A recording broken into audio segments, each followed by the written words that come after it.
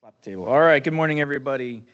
Today is June 26, 2025. Time is 9 o'clock. We're going to call the Green Valley Special Utility District meeting to order. All board members are present and accounted for. If everybody could stand for the pledge and invocation. Dear Heavenly Father, we are so appreciative of all the blessings you've bestowed on the Green Valley, its customers and ratepayers and employees. Please continue to keep blessing us as we continue to do our good work for the community. Please give the board the knowledge and wisdom to make the right decisions to push this company forward. In Jesus' name we pray. Amen. I pledge allegiance to the flag of the United States of America and to the republic for which it stands, one nation, under God, indivisible, with liberty and justice for all. Thank you. All right. We're going to go to item D, consent agenda. All items listed below are to be considered routine, non-controversial by the board and will be approved by one motion. There'll be no discussion of these items unless a board member so requests, in which case the item will be removed from the consent agenda and will be considered and action taken as necessary as part of the order of business. D1 through D5. Does anybody have any comments, questions, or anything they need to address? No, Mr. Sherman? I'll make a motion that we approve consent agenda items D1 through 5. I'll second. Okay, I have a motion by Mr. Sherman, second by Mr. Robertson. All in favor? Aye. Any opposed? Ayes have it. Mr. President, did you skip item C intentionally? Public comment, we had no public comment. Okay, Sorry. I don't think you made that. Okay, so announcement. jump to item C. Do we have any public comments? No. Okay, we went to item E. Yes, I did. All right, so we're going to go to item E. E1, employee recognition. Mr. Gage. Okay. Thanks, Nick. Okay, good morning, board. Okay, so this morning, I've got three guys to recognize today. And these three guys I'm going to recognize today kind of completes the circle, if you will, of just really demonstrating excellence. So what we've done here, these are the last three guys that have got their licenses now. So everyone else who doesn't have a license yet, they just got here, right? And so I'm going to bring Tommy, Corey, and Robert up, and then and recognize them. So guys, come on up. We're going to recognize them, and then afterwards, Robert, we got a special thing for you, right? Because Mr. King has got a video of you trying to repair a line over in, somewhere off 725, and you're absolutely drenched in water head to toe. It's pretty funny. He's got you on video, right? And so here it is. I'm going to put it on the big screen. No, I'm just joking. But these guys have totally been getting it done for us for a little bit of time. They've all been employees for more than 15 minutes here at Green Valley, and they've all achieved their D-level license, and which is a big achievement. And I can't thank them enough, for putting forth the effort and making that achievement, but also for what they do every day, because these are the workhorses. I mean, these are the guys that you see out in the trucks every day, just getting it done in our very large service area. So I'm very pleased to recognize them, with the coin of excellence, and we'll thank them for their service and their achievements. So Tommy, you're first, man. Thank you. Here you go. Thank you for everything. Okay,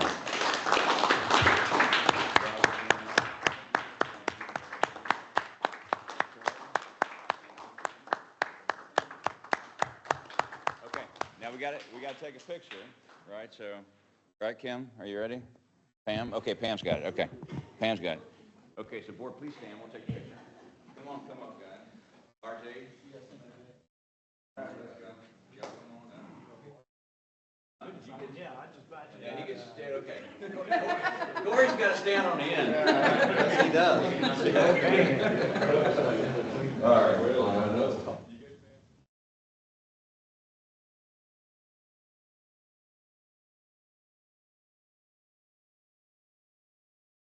all right, she's top right. All right, good job, guys. Congratulations, guys. And always, they're going to go back to work, board, if y'all don't mind. Right, they got things to do. Yes, thank y'all for everything y'all are doing. Keep up the good work.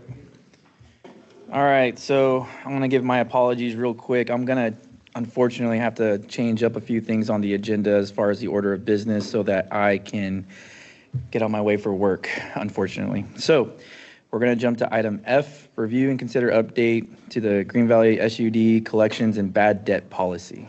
So we can jump to that one, and then we'll go to executive session, and then I'll head out after that. Okay, all right, board. So for this one, so Green Valley, we used to have, or we previously had a bad debt policy. The policy was a little bit outdated, and it didn't have the parameters set right to achieve what we wanted to. So this past, I guess last week, the Finance Committee met, Finance and Investment Committee. We took this policy through the committee. Basically, what this policy does is establishes parameters and procedures for us to collect on debts that are beyond the debt collection period and employ. It gives me the ability to employ a third-party debt collection company. All right. So this is what this policy does. Gina, is there any particular things I want to highlight out of here? You think we're good? Okay, so Shannon's reviewed this document. It's been in the board packet, so I'll accept any questions the board may have on it and any discussion. But we're asking for the board to approve the policy. Does everybody feel that this is adequate for today's current work of business? No changes? Okay, any comments, concerns? No? If this gives the staff what we need to operate That's right. better than me. And we did work together. The Finance Committee did help work on this. We all sat down, looked over it, made changes, revised it a couple times. So I feel pretty confident in the draft. So I would like to go ahead and make a motion to accept the Green Valley Special Utility District write-off policy for uncollectible receivables. I'll second it. I have a motion by Ms. McDaniel, second by Mr. King. All in favor? Aye. Any opposed? The ayes have it.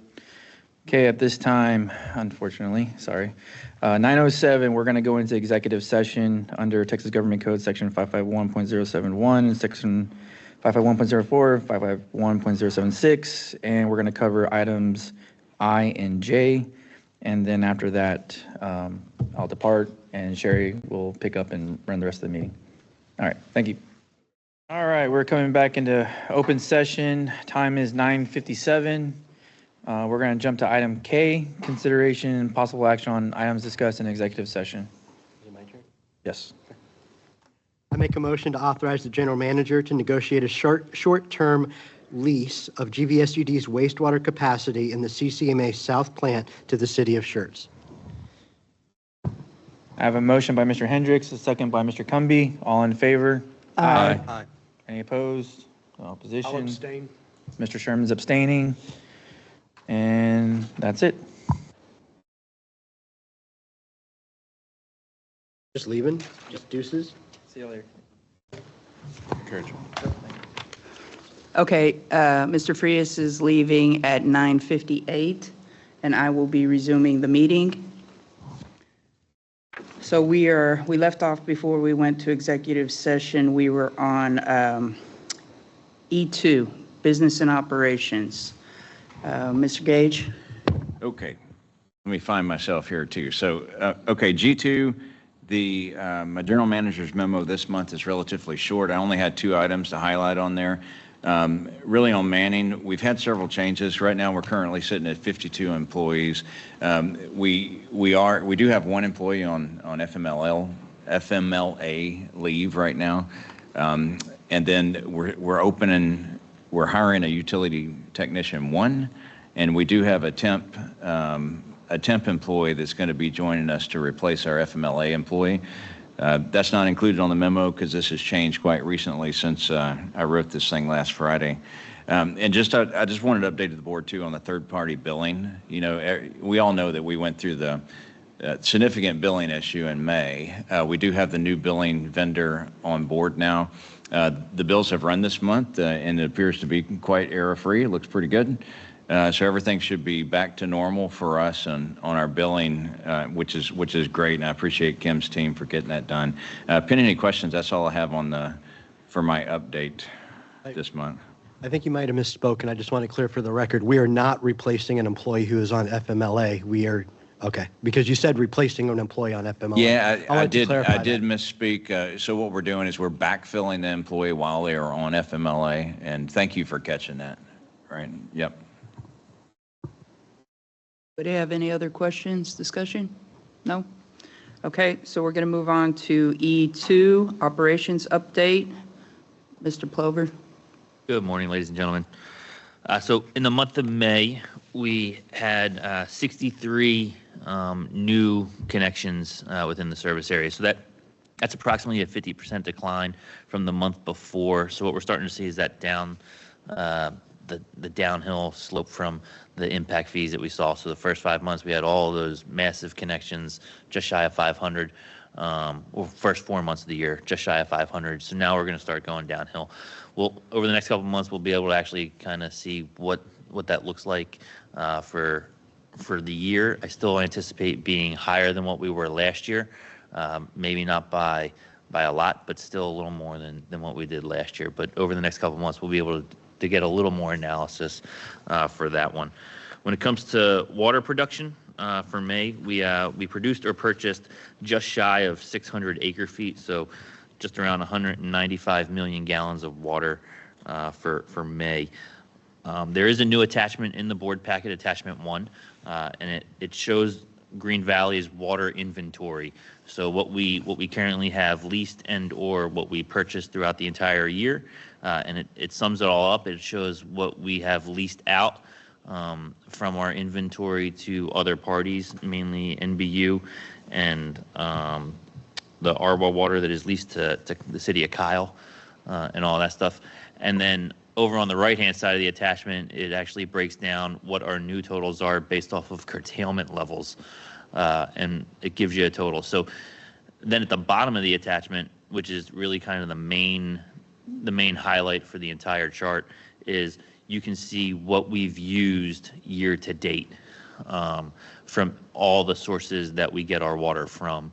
So it kind of just shows you what we're authorized and then what we've used all the way up so far based off of a current date. And that attachment is current as of 11 June. And we keep that updated regularly based off of the curtailment levels based off of the various stages. So those numbers will randomly fluctuate based off of what Edwards does and other curtailment levels. Any questions on that one? No, but I do think it's a good addition to our packet. Thank you for putting that together. Yes, ma'am. So moving over to billing. I'm sorry, let me have you one question. You said we're going to exceed our meter sets just slightly. Do you know what the figure was for last year? How many meter sets we had? Or give a ballpark. So last year we did 1,062, if I'm not mistaken. So we are already at 561, I think, for this year, and we're only 5 months in.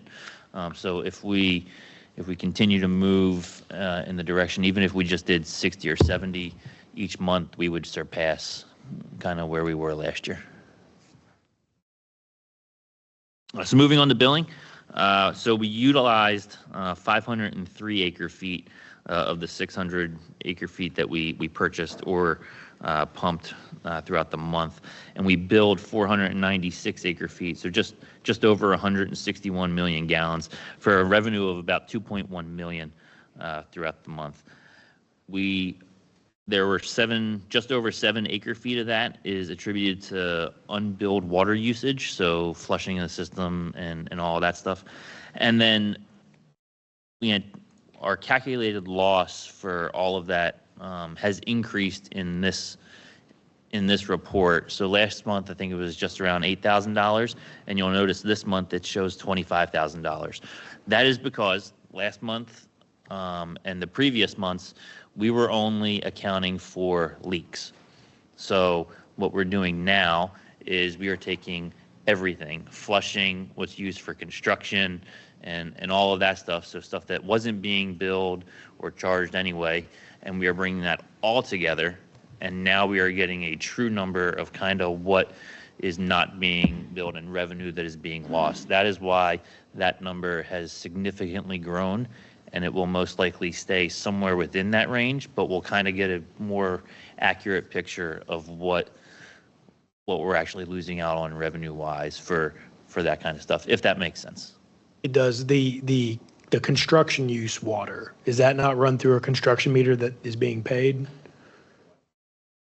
It is, but when we flush, obviously, Okay. all that that doesn't get. Yeah, charged. flushing, fire use, that's unmetered, I get that. Roger. But if ever there's construction use, the whatever contractor needs to get a meter that I just want to verify they're paying. And for they that do water. pay for that. Okay. So So I have a question on that, actually, down by my house.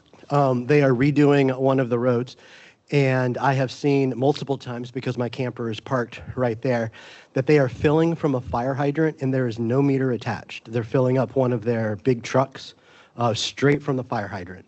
And there is a certain city that has one of their vehicles parked there with their city logo on the side.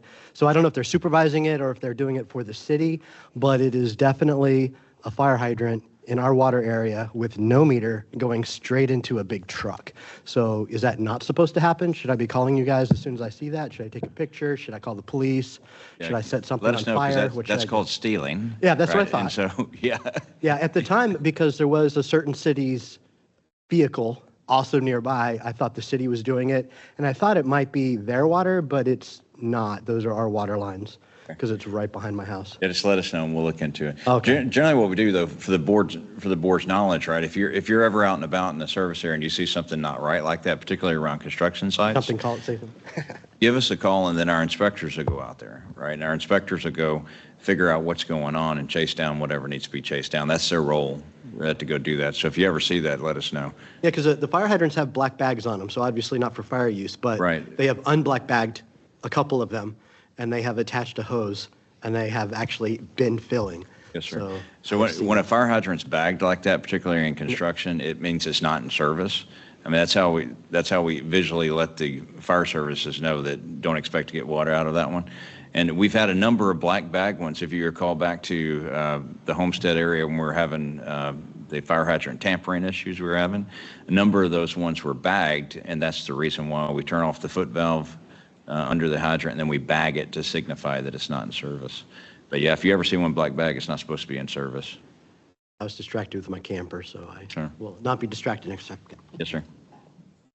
Brian, I really like the detail that you've added onto here, and, since I'm the new guy, I'm still trying to understand all of the numbers and the percentages and stuff like that. But I remember that one of the key takeaways from our last year's audit was the percentage of water billed, or percentage of water lost, okay? And it was acceptable, but it was a lot higher than we wanted it to be, and I think higher than many on the board thought it was going to be. So I think that's a number that we want to look at every month instead of waiting to see if we get a good report card or a bad report card 12 months later. And my initial calculation on this says that we're in really good shape. But just something else to consider. I know you guys are looking at this, and I really appreciate especially this attachment at the end. So good work. I appreciate it a lot. Roger, so in addition to the water loss comment that you just made, sir, so we did identify that down at the Santa Clara wastewater treatment plant, there was a 2-inch pipe that feeds into the plant, also feeds the irrigation for the entire wastewater treatment plant, and feeds into the green so the green roofed building, the main building that they operate out of. That has been gone unmetered for the past 3 years. So as soon as the problem was identified, we rectified the problem. There's now a 2-inch meter that tracks all of that water, and over the next month, as we gather that information, we'll really know exactly how much water they use. Because what Claire found out was, so that 2-inch pipe next down into a 1-inch pipe that flows in to the treatment plant that runs 24/7. So that is water that was unmetered for 3 years, constantly flowing to run the plant. So hopefully next month I should be able to give you, if not next month, because we found it in June, somewhere around the middle of June. So definitely by August, I should be able to have a very clear understanding of how much water is being used every month at the wastewater treatment plant, which will bring that water loss down even further. Right. And then we can actually backtrack, because it'll be somewhat consistent for And the so year. we were adding water into the plant to help with the operation? Because I get it, we had low flow. So if do we need to continue doing that, or can we cease doing that and then the flow going through the facility will be reduced? So it's been constantly doing it, and it's to run the facility. So it will continue to do that until the expansion is complete and we transition over to that 0.5. So is it to run the facility for wash water, or is it to put flow into the units to make them work? Because initially we had very, very low flow, and in your report, we're at like 50% of capacity now. So if we're adding water for the purpose of having more water in the units to help them operate, I think we're at a point where we could probably cease doing that. Just to check into it, because that might help us, take a few percentage points down on our monthly capacity usage. And if we're processing water, just water, and then chemicals, to treat the water, incrementally, cost savings, all around can be reduced. But consider that. I think we could probably just cease that flow. We save the water, and then we also save some capacity in the plant. So maybe y'all take a look at it. And I'll It's a get good with find. Claire to get more clarity on the issue as well. I actually think it was wash water. I believe that's what it is, but we'll check with Claire and be sure. But yes, sir. And then, so the last issue is the plant utilization, as Mr. Sherman has already pointed out. We did reach 50% capacity in May, and that capacity continues to rise. That's a 7% increase from the month prior. That's actually the largest increase we've had since July of 2024. However, we do see no issues with staying within regulatory requirements prior to the 0.5 coming online. I will point out that obviously the rain from this month the flow is gonna be a lot higher for June. But that is because of all the rain and everything that's come through the system. So when we see June's numbers, it will go significantly higher, probably. Nothing to necessarily be concerned about right now, as we're getting it all taken care of and we're getting back down to our normal levels as we get through it all. Pending any questions, that's all I have. And I'll just add on to Brian's report, right? So the plants, and I gave the board an update on this after the heavy rains that we had. So our plant came through it quite well. I mean, we did okay. The team jumped on it. We had a significant amount of I&I though, and really we have found where we believe it's coming from, and it's up just north of Wild Road, where we go cross country. It's essentially south of the Cibolo Farms lift station. There's a stretch of manholes that were literally underwater, and we still have one underwater today in that area. And so today we have the crew out there and we're televising it to see where exactly we're getting the infiltration. So that's good, and we'll figure that out today. But plant's coming through it pretty well. Our approach is, before we have a great number of homes connected up into the Cibolo Farms lift station and coming down our main trunk line, that we get our handle on this now before we have a bunch of houses connected to it. It's a lot easier to find it in the situation we have now. So that's actually happening today. Brian and I spent the day out there, I guess on Tuesday, running up and looking at trunk lines and stuff to see if we could figure this out. And I think we got it necked down. So today we'll have a conclusion. I'll give the board an update by Friday. And this is just getting ahead of, what we see as the future for this trunk line. So anyway, just a quick update there. Okay, anybody else have any questions? Okay, let's move on to E3, CRWA Board of Trustees post-meeting updates. Mr. Sherman. So we had a fairly slow meeting for open business. GBRA has a project where they're investigating the Lake Dunlap to make sure we're not harming any endangered animals. We took action to continue to participate in that at no cost. We're still a willing party. I have a question about it. I think we're hunting for a problem that we don't need to find. If there is a problem, if someone tells us we're doing something wrong, we'll address it. James, you've commented on this Are repeatedly. these the mussel, clam, mollusk, whatever they There's a variety of. picked this time? So they're trying to California, Texas water and ruin us. I'm not going to be in favor of spending any money on it. That's ridiculous. Okay. So that was one item. We did have one of the, if you remember, Green Valley agreed to repay CRWA some money that they fronted to prop up and set up initial money for ARWA. One of the utilities who had been paying that money back because they'd been receiving an invoice. Phil and I have discussed that extensively, that we did not receive an invoice. So it was a surprise to me when it brought up. But anyway, we finalized the repayment agreement with Martindale, and they're going to continue making the payments that they were, but we had to accept that. And then Ms. McDaniel has been working on some efficiency items on eliminating some paper printing work for agendas and trying to get potentially some type of device provided to where the board doesn't have to have, these very, very significant packets.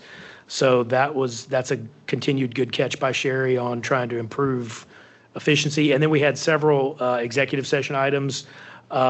City of San Marcos is suing CRWA. They are a participating portion in the Hayes Caldwell Group. That's not us, but there's action we had to hear a report about. We heard the update on CRWA is suing Tri-Hydro, tied to the generator improvement projects I briefed the board on before. We got an update on that. There is a new issue. CRWA is having to sue Windsor Chase LLC. It's a development. I'll just leave it at that. We received a report on that. And then also we received a report from legal. Region L had misidentified the location of our Wells Ranch 3 project that we're working on. So we're going to have to address that, and that involves some legal discussions. And then we had the general manager's performance evaluation. So all those items were under executive. Did I cover it? Did I miss anything, Sherry? No, I did. We did have our first in-person budget committee meeting that I'm the chair of. We were presented the first copy, the rough draft of the budget, the fiscal year budget for the committee's review. So it's under review right now. And then we will be having another meeting in July. We're going to have a meeting before our next CRWA meeting because we have to present our first draft to the Board of Trustees in July's meeting. So that's where we are with the budget there. And I will add one additional item, piggybacking on Sherry's finance meetings. Sherry is digging in deep, doing great work in the finance committee. So I want to make a point to recognize her effort in just improving CRWA's process with funding. So excellent work, Sherry. Keep it up. I appreciate that, Nick. Okay, moving on to item E4, CRWA Board of Managers post-meeting updates. Mr. Gage. Okay, in your packet is, hello, in your packet there's a little bit longer memo from me about the Board of Managers meeting. So I'll just hit a couple of highlights there. So I chaired the Board of Managers this past week. First bullet up there, just to give you a sense of where GBRA is at in terms of Canyon Regional, or Canyon Reservoir rather. We did get a little bit increase, right, in Canyon Reservoir, but it's not doing much, right? Why is that important? Because it affects the curtailment that we're receiving on all of our water coming through CRWA. So we're still at a 6.7% curtailment because GBRA has a 15% curtailment in place for that water. But just to highlight that we are keeping track of it. From the Board of Managers meeting, just a few things. We did discuss the habitat conservation plan proposed by GBRA that Nick had just mentioned there. The Board of Managers did recommend that we go ahead and sign the MOA, just as Nick noted, but there is no dollar figure coming out quite yet until probably for another couple of years. So we do have an opportunity to off-ramp if if we don't do that. The Board of Managers did talk about Wells Ranch 3 and the Bloomberg projects, which are both future water projects. We received a briefing from STV as a Board of Managers. We're quite surprised at the cost behind it. I'll just level with the board and say that it's more money than we thought it was going to be.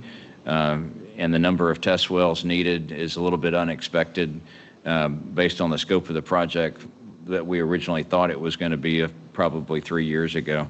Those figures are listed in the memo, but it's pretty high. And then we also discussed in general terms how we could develop a capital improvement plan and funding mechanism for Canyon Regional.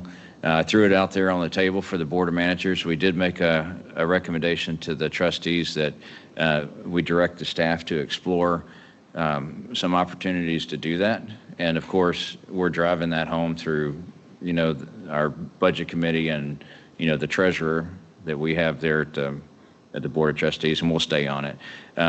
Just in overtime, and Brian showed you about usage. I mean, just to give you a sense though, we're 27% of all of our water that we purchase from CRWA, according to their tracking figures, which syncs up with ours.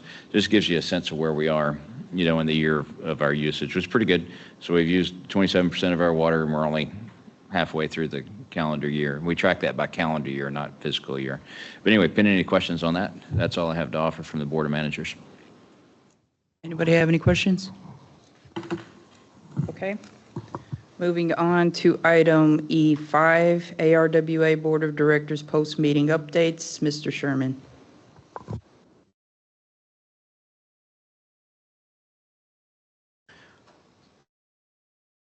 So in general, the total program for the wells, the water treatment plant, and all the various water line projects to distribute water are very, very close to full completion. We received a report on that. The biggest item to discuss is the interim clarification at the water treatment plant. The interim work, the change order work to get the plant up to full capacity is substantially complete.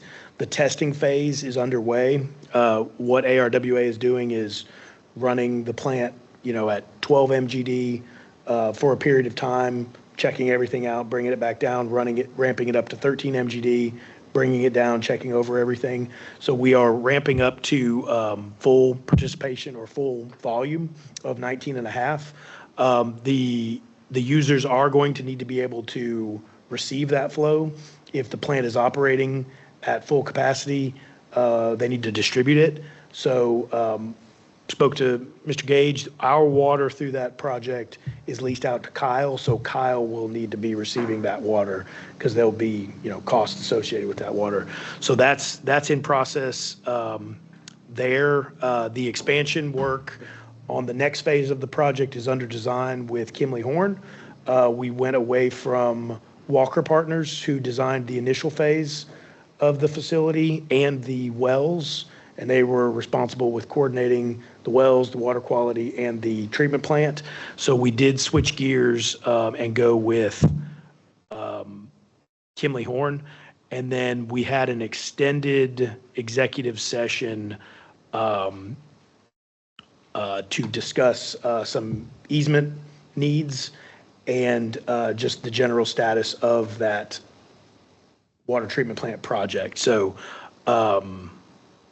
yeah, I'm happy. I can say I'm happy with the direction everything is going, the direction we're intending to take, with closing out the water treatment plant project with the contractor and the engineer. I'm happy with what we're doing there. I can answer anyone's questions best I can. Anybody have any questions? Okay, moving on to E7, committee reports. Oh, wait, I'm sorry. I missed E6, district engineer update. Okay, so I recommended the board that you give Travis maximum hard time when he comes back from vacation. Right, so he's in Yellowstone right now while we're doing this. I'm going to do the best to play my engineer impression this morning.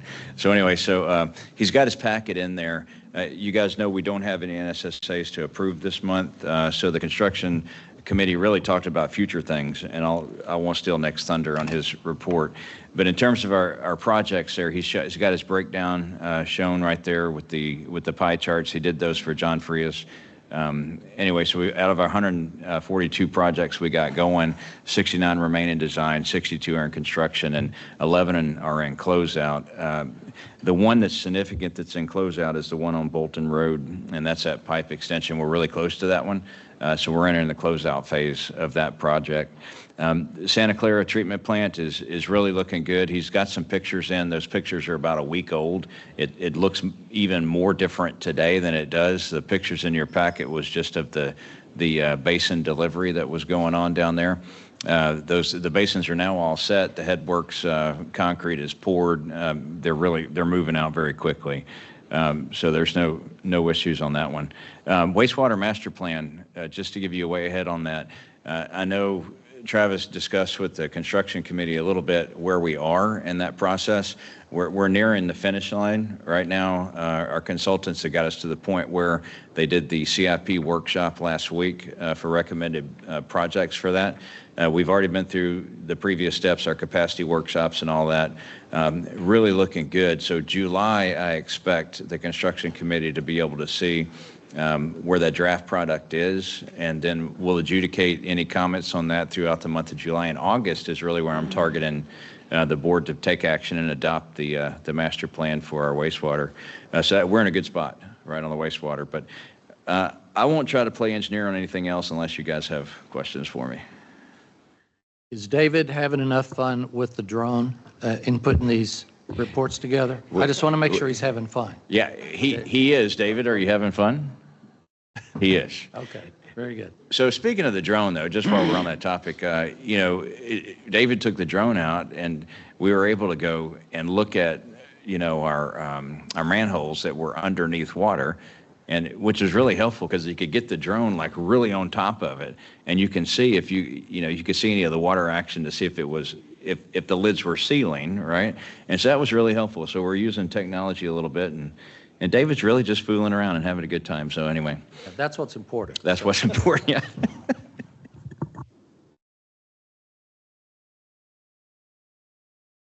Any other questions? Don't fly it over my house. Okay, moving on to E7, committee reports. 7I, construction committee memo, Mr. Sherman. Yes, I have my report. This meeting is early in the month, so I can get it into the packet well here. The committee met, all three members were present. We reviewed at a high level the wastewater master planning update. Mr. Gage has discussed our comments or our needs for, the three different regions of our wastewater system and how we're looking to address that in the most efficient way possible. We had a good talk on that. We got a detailed update on the Santa Clara Creek expansion project. Reviewed the photos that David was able to get for us. Again, David's having a great time with the drone. We appreciate that. We did have a couple comments about some minor change orders and how we process those. The committee agreed we got an explanation of a couple small change orders. The committee agreed they needed to be done, but we also discussed, hey, who has the authority to approve these? So Travis was going to look into the process of, does the committee approach the full board and ask for a dollar amount authority to approve, where we can look into it in detail and don't have to come to the board for a $10,000 change order and take up a bunch of board time, or does the general manager have that authority? Just kind of touch up how we're doing it, just to make sure that the full board has given someone or some committee authorization to approve these things. So Travis is working on that. I don't have an ETA on that, but he'll be on it. And then we also reviewed the capital improvement plan, the listing of our projects, and staff was going to reprioritize those projects so that we can make sure we're doing the projects in the most critical need order. So we had no non-standard service agreements, so we were, having a little bit more broad discussion on some of these items. Any questions? Okay, moving on to E7-2, CRWA Construction Committee memo. Mr. Sherman. I included my CRWA construction memo in the packet. The highlights, we have a couple projects tied to TxDOT work that a contractor, and these are CRWA projects again, contractor is simply not performing. They're not finishing out the projects. 2A and 2B, same contractor, two different TxDOT projects. Staff is going to look into the process of potentially moving on and just finishing out the work, either ourselves or hiring another contractor. It's a very strange circumstance. No one has any experience with contractors simply not performing. They're well beyond their contract duration, at least a year late. So we're at a point where we need to move on. I've got detailed, comments on discussions in the section 3 of the active projects that are underway. All of section 4, well, 4A is good, but some of these other items, 4B, 4C, 4D, these are items that we don't necessarily need to be discussing in the construction committee. We did have a discussion on that we, for example, 4C, this Bloomberg project, we don't have participation agreements. We don't know what members need to be participating in them. We don't need to be spending funds on a project that is not committed to by anyone, not funded. We don't need to be asked down the road to reimburse costs tied to a project that we might not want to participate in. So we did have a discussion with that. The East Central General Manager, Brandon Rohan, is also on the construction committee. And he suggested removing some of these items from the committee's discussion until they're actually a project that is committed to, designed, and ready for construction. And I agree with that. So we're gonna remove some of these off of here. But Nick, how does that feedback get up to the executive committee of CRWA? So the general manager is in the committee meeting with us. Okay. It's staff's responsibility. At this point, it's my understanding it's staff's responsibility to pass that on. Okay. Ms. McDaniel joined us for the construction committee. She tried to sit in the peanut gallery, and I made her sit, right next to me, front and center. So she was remarkably quiet. I know she had some thoughts, but she did keep them to herself. You're absolutely invited to chime in. It's a committee meeting. It's not any reason you can't join us in there. But it's getting back to the Phil gets briefed. I give him a call right after as I'm driving back south, post meeting. So he's aware. It's getting back to the other members in the other committee meetings that maybe we don't need to have some of these items on there. All right. Punt it to some other committee. Yeah, I appreciate more of a planning committee. This Ms. was- Sherman, could I this was add? Go ahead. Well, I just want to add one thing. So under Wells Ranch, it has it's interesting that it states the 920 acre-foot well upgrade contractor has mobilized to started work. Yeah. The reason why that's interesting is we don't have a contract for the 920 acre-foot well, Christian well. And, and so that's the contract that I was hoping to have presented to the board, for your approval today. But the reason why I bring it up is that we have 3 of us that are on, significant committees at CRWA. This is exactly the sort of thing that we've got to stop CRWA from doing, is proceeding and spending funds before you have the particular agreements in place. And I think we're well positioned now, but that's a wonderful example of some of the problems we've gotten into lately. The discussion of, we have a planned project, the process of identifying the project, then the next step should be identifying who wants to participate in it, how much volume they want to take, and then funding, then engineering and design, then construction. We're putting the cart before the horse in several existing projects, and I think from the Board of Managers, from the finance and from the construction committee, I think the three of us are taking a unified front on repeatedly saying the same thing over and over again and getting those changes implemented. Great, appreciate it. Okay, that was also my second construction meeting that I came to, Mr. Sherman. First time you didn't make me sit next to you. And I am on the executive committee for CRWA, and I am going to add what you just said and see if we can have that discussion added to the next agenda. Okay, so moving on to E73, which is a Finance Investment Committee, which is me. So we had our committee meeting, and I wasn't able to get it into the packet in time, so I'm just going to give you a briefing on it. We had our Finance and Investments Committee meeting on June the 18th. We did the policy review for the write-off policy that we all agreed on and voted for. We talked about doing a rate review in fiscal year 26, and we're probably going to come back in July on that one to discuss it. We did discuss the TCDRS retirement system, which we will be getting a briefing for in July from TCDRS. And then we spent a lot of time looking over the first initial draft with Miss Gina there. And that was our first look at it, which I thought things are looking really good, Miss Gina. Thank you. So I guess the budget cycle that Phil wants us to do is we did the amended budget. We completed that. In May, we started building the fiscal year 26 budget. We completed that. We did the first review of the first draft in June. We completed that.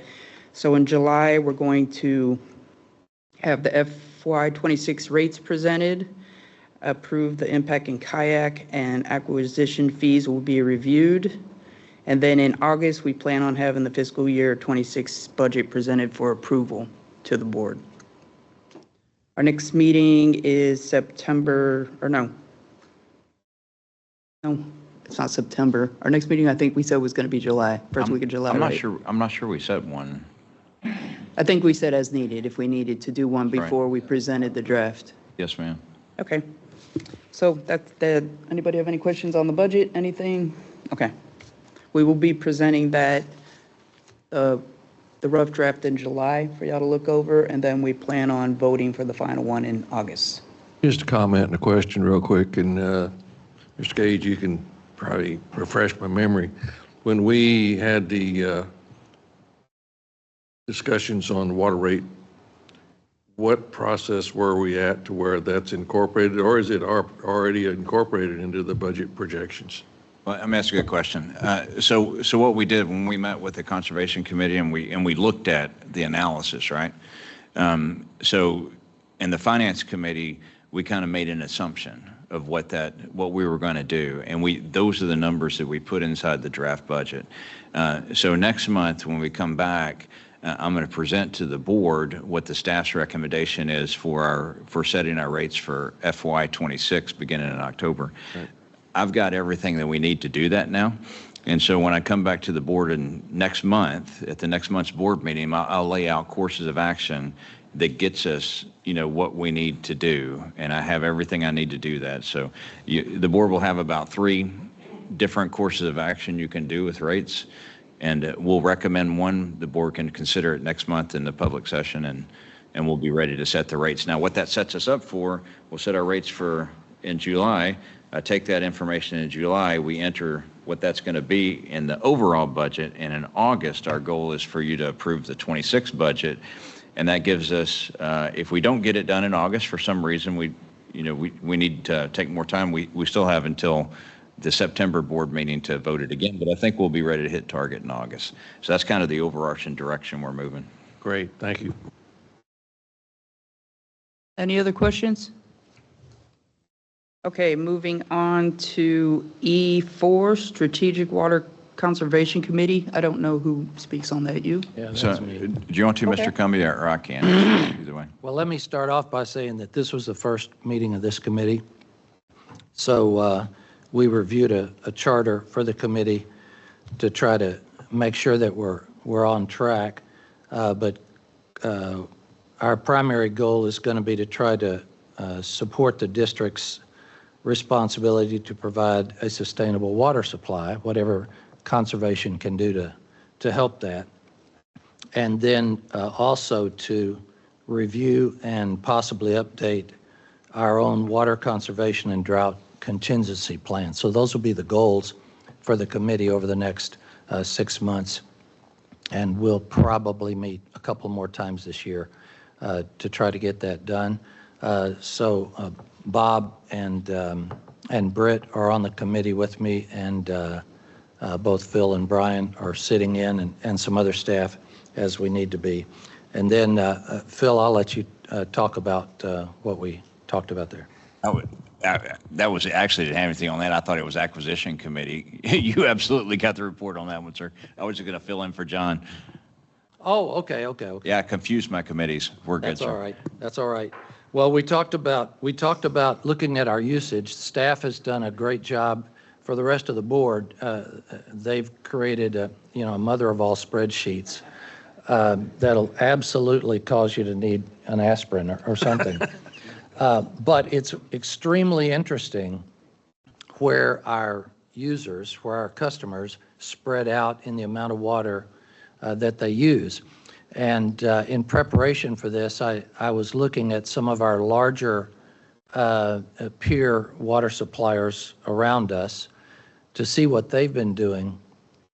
And I think right now we're doing a lot of fact gathering. One of our key questions is, where are we in the world of water utility districts on our average usage? Most utilities, cities in particular, measure it by gallons per capita per day. Well, I don't know if we can actually precisely determine how many people we're serving, but we can use our connections. So we have to figure out what we are doing. My sense is that we're probably not in bad shape. We have a real clump of people in the middle that use a certain amount of water. That's pretty standard month by month. It goes up a little in the summer when everybody starts watering their San Augustine, and drops back down in October. We'll be looking at those things, but we also wanted to have this conversation with staff to understand whether or not our rate structure is set up to encourage and incentivize people to conserve water. We're getting to the size now with almost 19,000 connections that if every user with one of those connections could conserve a few hundred gallons a month, that would add up to a significant amount of water. The good news for us is that we're not using anywhere near the water inventory that we have access to. So we're not in the shape that some of our neighbors are in. But we want to approach the ideas of conservation and the drought contingency plan from the point of view of not doing things because it makes us feel like we're doing something, but doing things because we can predict that that's going to actually move the meter. So that's the way we're going to approach those things. And interesting aside, our nearest neighbor, NBU, recently increased their water rates across the board, and a part of their structure had an additional stated charge for water if you intended to irrigate your landscape. Now, I didn't know that they had a separate meter for all of that, and I don't know if they do have a separate meter for all of that, but I thought that was interesting. But I think our goal is going to be to try to figure out where we are right now with our user base and what we can do meaningfully to try and conserve water down the road. And I also will hasten to point out one thing we talked about was with Brian and Travis and the work that those guys are doing on our own system. That's the biggest initial thing we can do to conserve water as a district, is to find and fix our own leaks in our distribution system. That's going to make more difference than I can, with not watering my petunias more than, twice a week or something. So we're going to be looking at all that, and hopefully it was helpful for staff to help them to get ready. And Phil, you might want to comment on that a little bit. I do. I think you're on the mark. I mean, that's the reason why. That's what we want the Conservation Committee to do. And, the Conservation Plan is a big part of that. Right now, if you've seen it, I mean, it's out there in public. Our plan is adequate, but it doesn't meet the needs that we want it to meet in terms of the flexibility toward water supply and also the measures that we do. And based on that meeting that we have with the committee, we're also looking at some other things. I mean, how can we offer some incentives, some rebates, some other things with our rate structure? And I'll present those to you as options next month, right? So when we do that. But yes, sir, I thought it was a good first meeting. So there is one thing that I think would also help you guys. I mean, I know you're doing it through our system, but I think we need to come up with some kind of a awareness program for our actual ratepayers. A few months ago, I did go to our HOA and found out that there is a considerable amount of people who don't know how to adjust their sprinkler systems. So there's also a considerable amount of people who don't know that their irrigation systems are leaking. Right. So just my neighborhood, which is also James's neighborhood, we actually found, they sent a team out there. There was one house that was leaking, puddling water, couldn't figure out where it was coming from. So they sent a team out there, and in just my block, which goes around one circle, there was 15 leaks. And everything from just pinhole leaks to people having their sprinklers set to run at 2 o'clock in the afternoon. Right. So I think maybe we need to come up with some kind of awareness program to just make people aware, because I talked to the HOA and said, there's a lot of new people who come in who don't know how to adjust their sprinkler, or maybe don't even know they have a sprinkler that's running at 2 in the morning. So I don't know how we can do that besides maybe have a program where we go around to the HOAs and talk. Well, we could do that, and that's one of the things we talked about. I'm going to try to push us toward finding people who already do this kind of communication, and then that maybe we can put that out on our website, Facebook page, and stuff like that to give people a little short video or something. Because, for example, if you want to talk about what type of grasses you should use and individual ratepayers doing water collection, the Ag Extension Group does that all the time. They do that education. And I think we could probably find ways to partner with them and some others. And then that way people would be getting information from experts and might give it more heft. I'll also say our new metering system is supposed to have a real-time, ability for ratepayers to see what they're using. I'm not looking for a big update on the implementation of that, but I know that's a phased system that we're moving to. Yep. That my understanding was we can put out there where the end user can go log into their system and look and say, hey, look, 3 o'clock in the morning, I've got a spike in usage. What's that about? And it leads them to look at their irrigation system. So there are things that we're in process of doing. I just don't know. Yep. I don't know where we're at on that particular project, but I don't know if you want to comment or not. Well, how many, just a curiosity, how many HOAs could we be talking to? Like, I have no idea how many there are in Cibolo, for example. Well, I mean, I know several people who are on HOA boards, and I'm sure we could get a list of those, because It's pretty easy. Yeah. Every HOA that has an account with us, we can tell you exactly who they are, right? Because those are the ones, and you're exactly right. The HOAs use a lot of water, and it's really the amenity areas and the swimming pools and stuff like that's where it comes from. But Mr. Sherman, to your point, right? So our meters now are, as part of our AMI, we do have the ability, right, to have a portal sort of thing, and people could see their usage. We've refrained from bringing that to the board at this point because we're not fully we're not fully AMI'd yet. We're still in the process of getting that done. And also, there's a cost associated with it. So when the staff looked at it, we were like, okay, this is a great capability. We're not ready to implement it yet because we don't want to spend good money after bad. We want to wait till we're ready to go before we actually implement. And we're close, but we're not there yet. I think especially with this year, Texas is changing some HOA laws or what the HOAs can and cannot do. It might be beneficial for us to send out a flyer to all of our ratepayers, something specifically saying on September 1st of this year, an HOA can no longer go after anyone for not having green grass.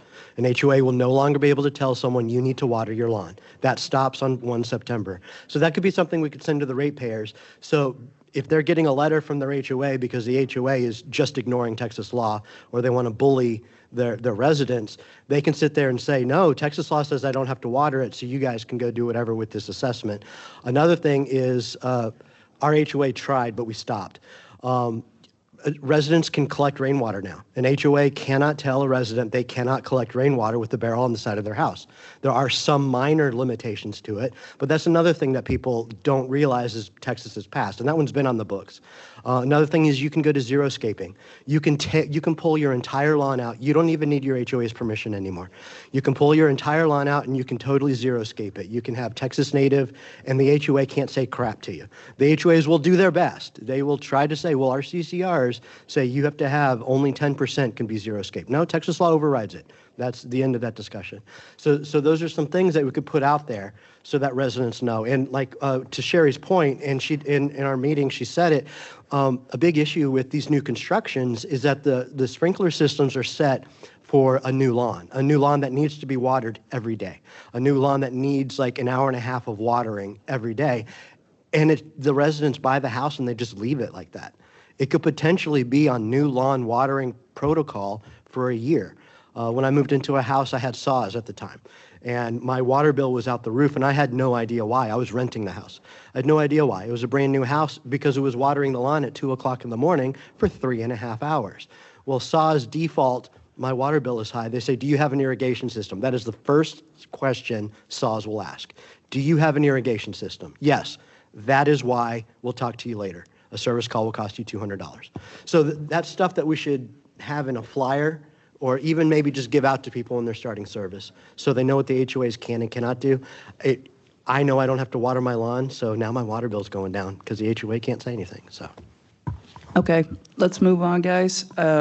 We already did F, so we're at item number G, consideration and possible action related to non-standard water and/or wastewater service agreements. And there are no NSSAs for the month of June. So we are going to move on to item H. Here are updates on the items below from Green Valley Special Utility District General Counsel. Anything, Mr. Shan? I'm not aware of any new pending or threatened litigation. There are a few legal changes that could affect the district as a result of this last legislative session. It's a short list, but I have a handwritten notes, but I want to take your. I want to be respectful for your time. So I haven't had an opportunity. I was waiting to see what got vetoed and not. I haven't had an opportunity to reduce it to a memo, but I plan to just reduce it to a very short memo of the key kind of pieces of legislation that really directly affect the district. And I'm gonna add a couple that would have severely that got vetoed or died. So. And there's a special session, so some of these things that are supposedly dead may come back alive. A special session has been announced, so we have to, it's never over till it's over. But I'll get you all a decent report in the next week or so here. One question on that. I asked you before, but SB 15, that one actually got approved, didn't it? Yes. SB 15 is the one that prohibits cities of a certain size and adjoining county city areas from imposing a minimum lot size requirement of greater than something between 20 and 25 feet, something pretty minimal. So basically the state has taken away the ability for large cities to require large yards So for right now, it's just our ratepayers in Bear County. But potentially, when they use the foothold bill, it could affect Guadalupe, correct? Yeah, that's correct. In fact, I need to look at it closely, but, there's some language that basically says that it applies in a certain extent to a county adjoining a county that's that size. I'll look at it more closely and summarize it and provide you all with the text of the bill too. All right. I can just send it with my weekly summary. I'll just get it from Shannon and attach it. And thanks for staying on top of that for us on all the bills. Happy to do that. Okay, moving on to item number L, consideration of proposed items to be included on next month's board meeting agenda. Does anybody have anything they want to put on?